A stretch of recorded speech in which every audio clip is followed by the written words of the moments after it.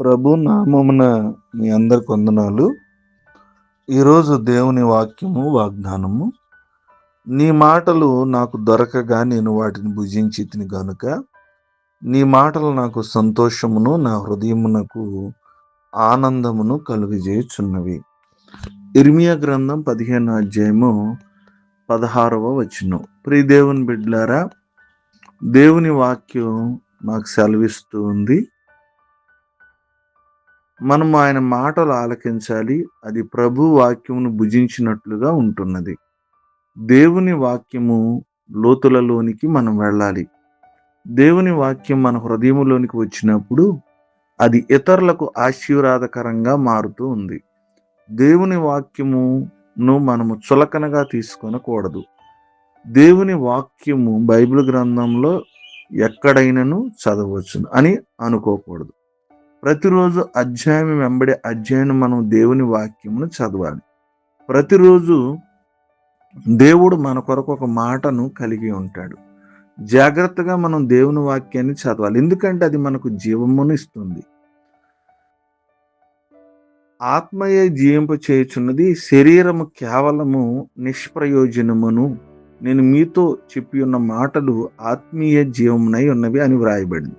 ఈ వాక్య ప్రకారం మనలోనికి వెళ్ళు దేవుని వాక్యము మన ఎముకలకు బలాన్ని ఇస్తుంది, మన శరీరానికి స్వస్థతనిస్తుంది, మన హృదయానికి ఆ సంతోషాన్ని కలగజేస్తుంది. ప్రియమైన దేవుని బిడ్డలారా, సమయంలో దేవుని వాక్యాన్ని ధ్యానిస్తే, ఆయన మాటలు మనము భుజించినట్లయితే, ఆయన మాటలను మనం అంగీకరించినట్లయితే మన జీవితంలో గొప్ప ఆనంద హృదయం మనకు కలుగుతుంది. కాబట్టి దేవుని వాక్యాన్ని అంగీకరిద్దాం, విందాం, మనసులో పెట్టుకుందాం, తద్వారా సంతోషాన్ని పొందుకుందాం.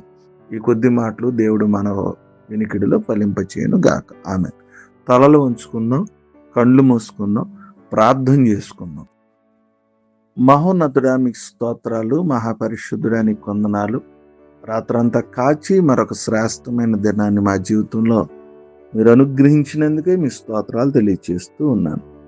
ఈ వాక్యం ద్వారా ఈ ఉదయకాల సమయంలో మాతో సూటిగా మాట్లాడినందుకే మీ స్తోత్రాలు. ప్రభా, మీ వాక్యం ద్వారా మేము జీవించినట్లుగా చేయము నాయన. మా హృదయాల్లో ఆనందం కలగి చేయము నాయన. మా చేతిలో ఒక ఆయుధం వలె ఉండినట్లు చేయము. నీ వాక్యమును మేము నిర్లక్ష్యం చేసినట్లయితే మమ్మల్ని క్షమించి అనుదినము మా జీవితంలో మీ వాక్యం ద్వారా మేము ప్రభా నాయన ముందుకు వెళ్ళుటకు కృప చూపించమని కోరుకుంటూ ఉన్నాం నాయనా.